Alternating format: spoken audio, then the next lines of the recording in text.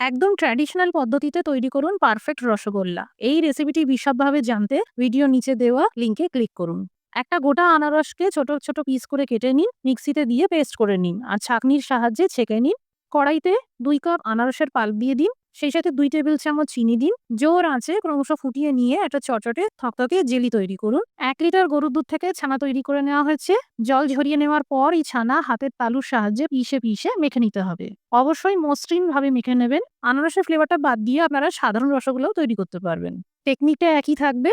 ছোট বা বড় সাইজ করে ছানার বল তৈরি করুন। খেয়াল রাখবেন ছানার বলগুলোতে যেন কোনো ক্র্যাক না থাকে, একদম মসৃণ হয়। 3 কাপ চিনি, আর যতটা চিনি তার দ্বিগুণেরও বেশি পরিমাণে 7 থেকে 8 কাপ জল দিয়ে দিন। এই আনারসের পাল্প মিশিয়ে দিন। ফেনা মতন যেগুলো ভাসছে তুলে ফেলে দিন। এবার ছানার বলগুলো দিয়ে 10 মিনিট ধরে জোর আঁচে ফোটাতে থাকুন। চিনির রস ঘন হতে শুরু করলে 3 থেকে 4 কাপ ফুটন্ত গরম জল চিনির রসে মিশিয়ে দিন। আবারও 10 মিনিটের জন্য ঢাকা চাপা দিয়ে ফোটাতে থাকুন।